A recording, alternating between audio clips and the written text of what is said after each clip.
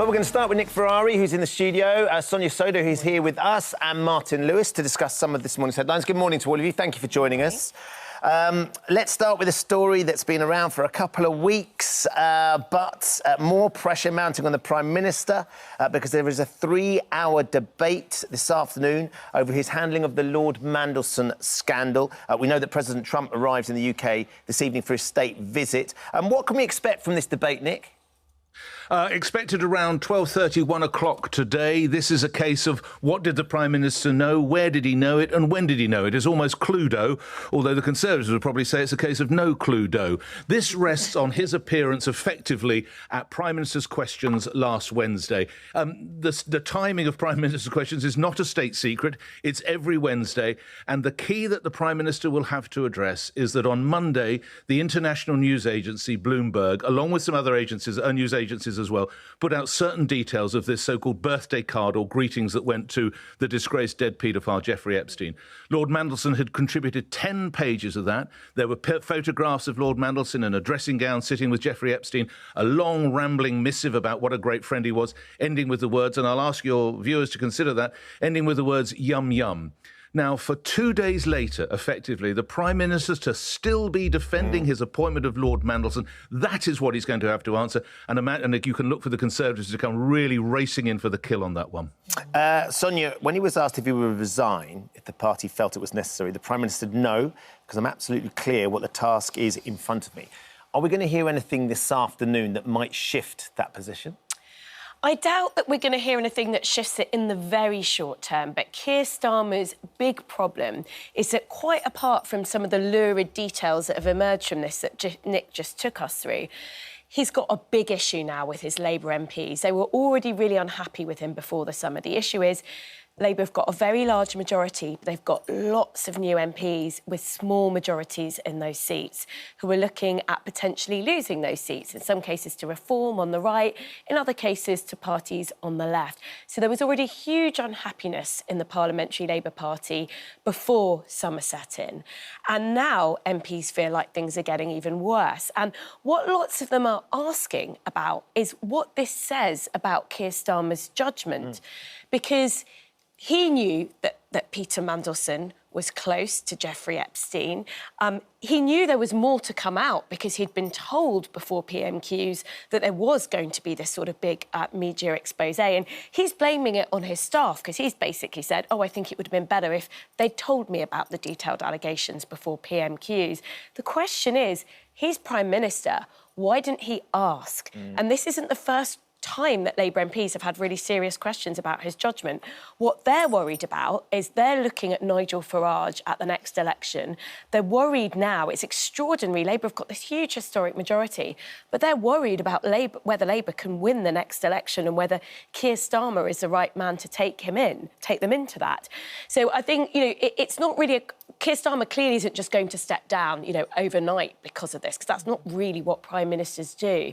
The question is pressure going to build and build over the coming weeks and months that mean it's unsustainable for him to stay as Prime Minister because he's lost so much support amongst his backbench MPs? Nick, I wonder, we know that Donald Trump arrives, I think, this evening. By all accounts, he's been told to go easy on Keir Starmer, which is an interesting thing to hear. I wonder what Keir Starmer could get from Donald Trump over these next few days that actually might improve his standing amongst the party. Because, of course, that's sensitive that Donald Trump's coming over as well. Very smart observation. This has really taken some of the gloss off the second, by the way, unprecedented second US president visit. Donald Trump, by the way, touching down around 8:30 tonight, again, to give your viewers a rough idea when they maybe want to look in the skies and welcome the president. We already know there are some deals being done. Sonia will recall yesterday we'd heard about that big nuclear deal, which is a great boost to areas such as Teesside and employment. And we hear about a big Google deal as well. So there are deals that have been carefully orchestrated. But to your point, you're right, Ben. He will, I'm sure. The trouble with Trump is I sense he's the sort of bloke that if he's told to go easy, he decides to go in with a two-footed tackle. And if he decides... So we'll wait and see. But I think there is a genuine kinship between the two people. He did seem to speak very warmly. Trump did speak warmly of Sir Keir and said, if you remember, gosh, I wish he had his accent. And I don't know what you pay this guy, but he's working really hard. So there is a genuine friendship. But you can't, as Sonia said, you can't deny it. This is terrible what they call optics for what should have been quite a spectacular moment for Starmer. They are our closest ally. The pictures will go around the world. Trade with the US has never been important. And it is clouded by taking the judgment that Lord Mandelson, apparently adept politician as he is, deal maker he undoubtedly is, everyone knows he comes with risk, and it would appear Sir Keir went against the advice of many others, possibly agencies employed by various state departments, went against their advice with the appointment. That's what he's going to have to ride out, Ben. We'll see how it plays out in the next few days. It's going to be very interesting. OK, let's move on to our next story this morning. And it's to do with, should kids be given prizes for school attendance? I mean, there used to be back in the day, there was always a prize for the attendance, but... Maybe like a mug or something. Exactly, or a certificate or whatever it was. Or a toasty. Yeah. But now they're talking about a 40-inch TV. If they've got perfect attendance over a 2-week period, pupils at Haven High Academy in Boston will turn up to, if they turn up to all of their classes in any 2-week period, they'll be entered into a draw to win a TV. That's Boston in Lincolnshire, Yeah. of course, not Boston in the States. Yes. That's quite an incentive, isn't it, Sonia? Yeah, I mean, it's a draw to win a TV. Look, I think we've got a massive issue with attendance at the moment, particularly post-pandemic. We've got too many kids, some of them missing significant chunks of schooling, and we know it makes a big difference, not just to their results, their school results and exams, but long-term. So I think anything that schools can do to incentivise kids, particularly older kids, you know, when it's younger kids, it's more about, you know, working with parents. Yep. But with teenagers, it's really kind of, it's more on them to get to school on time. So I think incentivising them is not a bad thing. Nick's shaking his head. The thing I would question is a TV, though. A TV with inbuilt gaming. It's worth £149.99, apparently. Couldn't they have sort of set up some nice experience, like, you know, for the kids? Maybe even an education. Would that incentivise them, Nick? What are you thinking? I don't know. Never heard such nonsense in all my life. It should go the other way. If you don't come to school, we'll come and take your television away, or we'll take your laptop, or we'll take your mobile phone. As Sonia rightly pointed out, this TV, 40-inch TV, comes with a gaming hub. Well, hold on. I thought it was illegal for children of a certain age to be able to game anyway, so we're encouraging children to game. And what will happen is, I see why they're doing it, and to Sonia's point, yes, there is a problem with absenteeism. I really don't think come to school, win a telly is the answer to that. And if a child is going there and misses a day because they're genuinely ill or they have a dental appointment or whatever, well, they're just going to drop out, won't they? Well, I'm never going to win the telly this session, this week, or this fortnight, or this month, so I won't bother to go. I didn't go Thursday, I won't go Friday. This is nuts from beginning to end. Hasn't this always kind of existed, though, a little bit? Nick, well, not at the school I went to. It went completely... Not with the TV, but Toasty. You win a isn't toasty the if you went to idea Ben's that school. you kind of encourage it either with merit points or house points or whatever it is, and maybe this generation, it would work with the TV? OK, we could... All right, Kat, because you're such a nice person, I'm prepared to talk about an idea like merit points or, I don't know, what do kids want? I mean, there's no point... I don't know, trainers or something, I don't know, something that they might actually want. But no, something like a telly where they can start gaming is just crazy. The head teacher, Austin Shepherd, no relation, says raising attendance is a massive priority for all schools. We have one of the highest improved attendances last academic year. We raised it by... Not surprised if they're giving out tellies all the time. We raised it by over 3%. We're looking to raise it again this year. Rewards have, since the beginning of time, been a way, as Kat was saying, of incentivising behaviour and academic outcomes in schools. I'm intrigued to get Martin's take on this. I'm uncomfortable with the telly.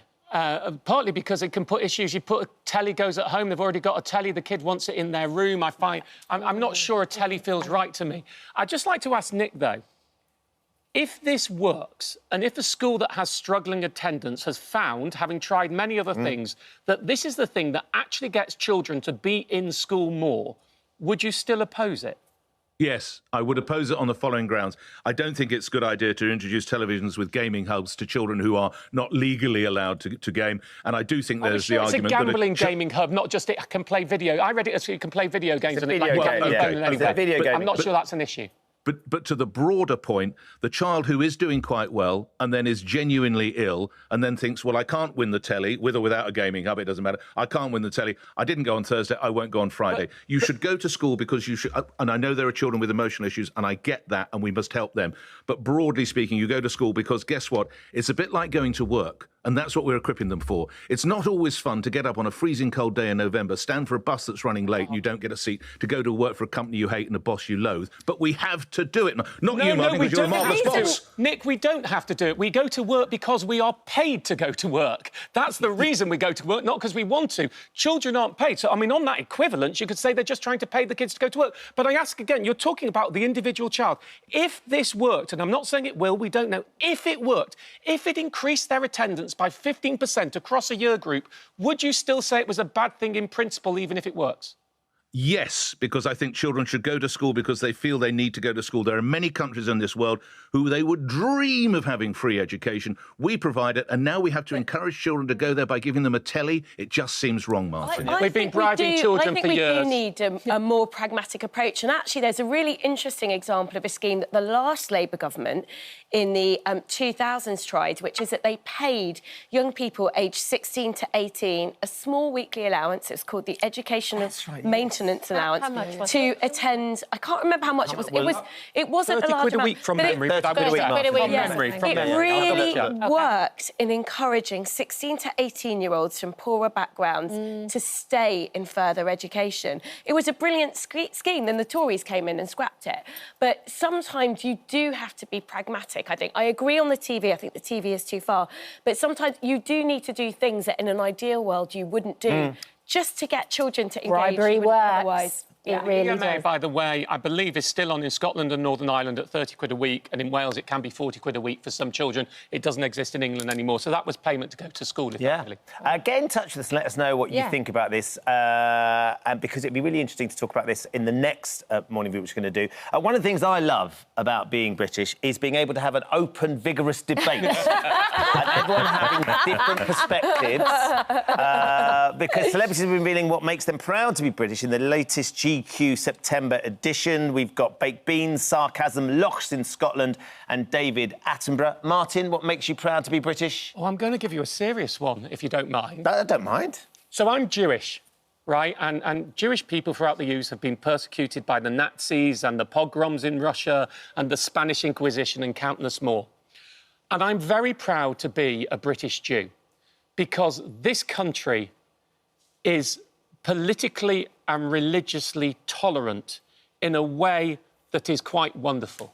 Now, look, it's not a utopia, and I'm not saying there aren't problems, and I'm not saying friends who are Jewish might have more issues at the moment than I do. But I actually am a huge believer in the great tolerance of the British nation, the live and let live, and that we all have our freedoms. And I'm incredibly proud to be British and English and Jewish, and all of those things wrapped up into one. So while some of the things were a bit fun, I would say the great British trait is one of tolerance and wanting everybody else to live and let live and be happy, and long may that continue. Wonderfully put. Sonia? I'm going to say Britpop. I'm a child of the Yes. 90s. Yes, good. I agree with Martin, by the way. But on a lighter note, Britpop tea, for sure. I'm definitely somebody who has to take tea bags with me when I travel because invariably, in most other countries, the tea is just not the same as ours. And I would also say our sense of humour. I just love it. Like, our sarcastic sense of humour. Like, you know, when you're in the States, two Brits will tell a joke and they just do not get it. No. Nick, for you? To Martin's point, I'm privileged and proud to say that I serve on the board of CST, the Community Security Trust. Martin will know what that is, and I underscore every word you say, and I'm proud to do that work for British Jury. For me, I was proud to be British, and it was absolutely demonstrated on Saturday in the sanctity of the Royal Albert Hall, where the last night of the prom, you had Brian May and the Queen with Bohemian Rhapsody, swiftly followed by Land of Hope and Glory by Elgar. If that doesn't encompass what it is to be British, I don't know what does. Love that. Some brilliant ideas. Brilliant, what about you, Dealey? I quite like a rainy afternoon with a fire going and an old movie on the telly. Maybe even a little blanket or something like that. Cosy, very autumnal as well. What about you? West Ham. He went full Alfgar. West Ham. We'll just go West Ham. Very choice there, Ben.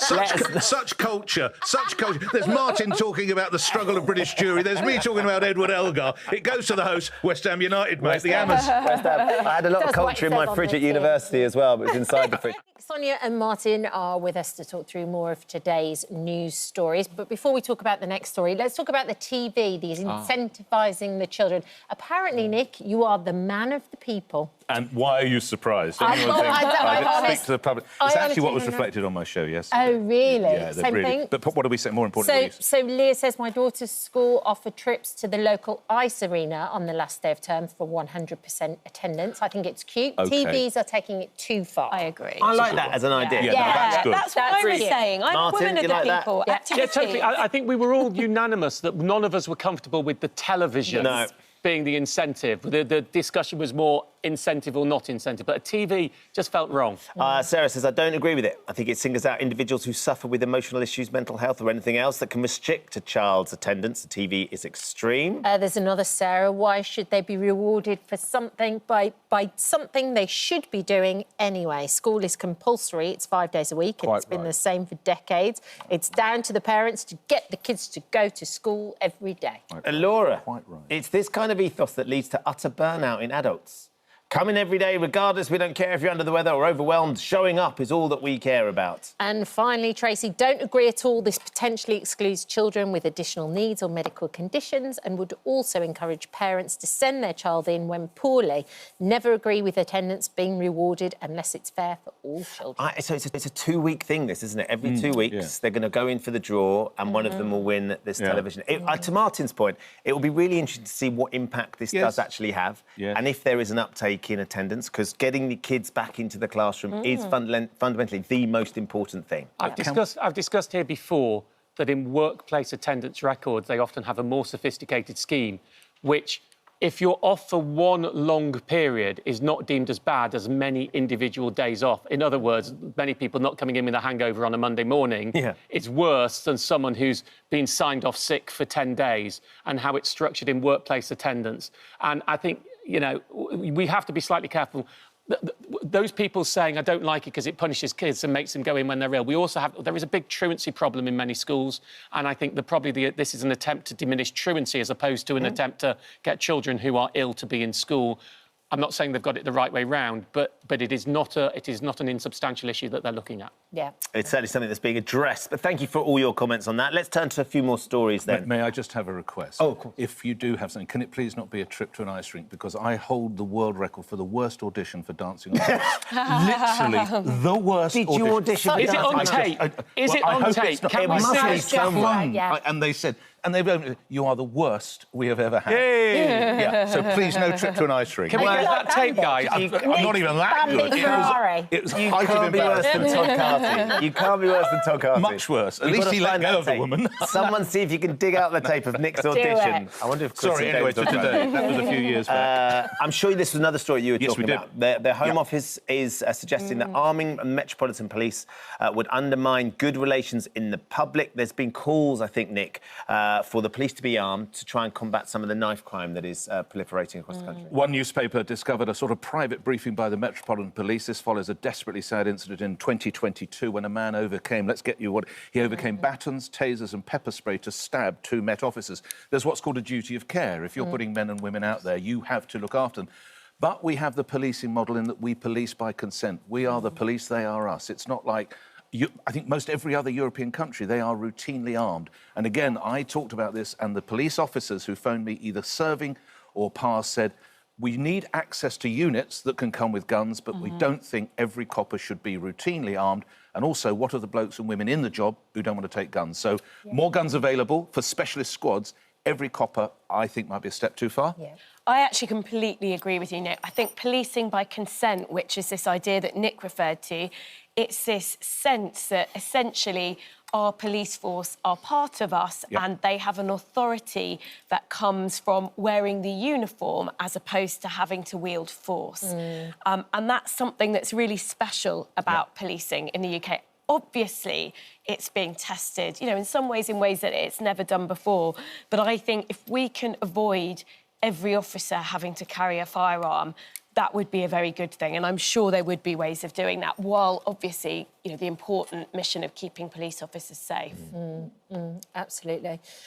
OK, let's talk about Gen Z. It feels like we're always talking about Gen Z. Another week, another Gen Z story. Yeah, a new survey has found that 2/3 of Gen Z will spend days without leaving the house. I don't feel good if I don't leave the house, even for a day. I know. And if you just have like 2 days in saying, because you're feeling a bit under the weather, by the end of it, I'm going stir crazy. Yes. Well, this is a survey of 2,000 Brits, and yes, it does suggest that Gen Z are the generation that are more likely to sort of stay a small minority, but a significant minority, to stay at home day after day. And it's probably a bit of a sort of symptom of the world that we're living in. So they asked parents about why they think this is. It's stuff like, you know, screen time, lots of streaming channels like Netflix, and kids aren't always leaving the house. And I do think that that's unhealthy. They didn't ask the Gen Zers in my life, my stepchildren, I suppose, and my boy, my stepmom, Roger. They're never at home. No, they're always don't at parties. Yeah. I've never known a social. and my Gen Zer stepdaughter as well, who's 24. They're never. So obviously they weren't consoled. What about your boys? No. My two certainly are out an awful lot of the time. They I haven't love seen travelling, them. I mean, they go everywhere. Like your stepson, because they're good mates. Jack's not been seen without a beer since he finished school, and he's making the most of I thought those it was sorts at of things. school. That was a bit. But maybe it's the ones that are a little bit younger, though, Martin, because it's still... I mean, I guess it goes back to the school that's trying to incentivise the kids to come into school as well. If Gen Zers are saying that they spend days at home without leaving the house, that's a worrying trend, isn't it? Well, it's interesting that we frame it as Gen Z, so Gen Z says it's a generational thing, rather than saying, as actually Gen Z, I think, is 13 to 27. Yes. So basically saying teenagers don't leave the house that often. Well, hasn't it ever been thus? You know, haven't we talked about computer games and everything over the year with teenagers, not necessarily a generational thing, but people who are currently teenagers don't leave the house. And, you know, we all have to try.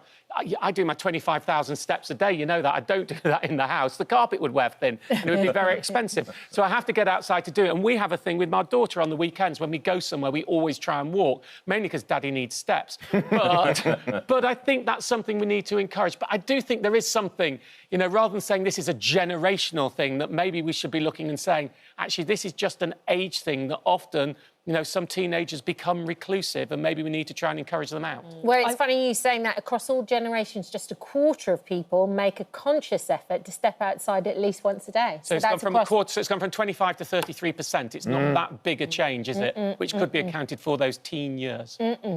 I think it's such an important part of life, though, is getting outside, Sonia, isn't it? You know, just being outside, being in nature. And one thing we do know about this generation is that they are suffering higher mental health issues. Because they don't go out, it almost feeds itself. Boys than in previous generations. Now, some of that might just be that we're better at talking about mental health, so we're better at, you know, identifying it. But I suspect that some kids who are really not leaving the house, it will be because they've got stuff going on, like maybe bullying at school, or, you know, they may be suffering from anxiety or depression. So, you know, it comes back to this thing, it is a minority, it's not the majority of young people, but I think where there are specific reasons, it's really important that we're teasing them out and they're getting the support they need. I mean, let's be honest, one of the big problems with mental health is that we give them these incredibly addictive machines called smartphones, that we put them in their hands from the age of 12 or 13, that have algorithms designed to keep you engaged, that show you content that's inappropriate, that make you think you're not a perfect human being because there are other people who are better looking when they've all been airbrushed and redesigned and filtered to go so. And we throw those at young children, and then they're sitting in their houses, not going out looking at those things. I mean, the smartphones, they are the crack cocaine of mental health issues that's going on, and we put these dangerous things in our children's hands in a way we would never do to alcohol and drugs.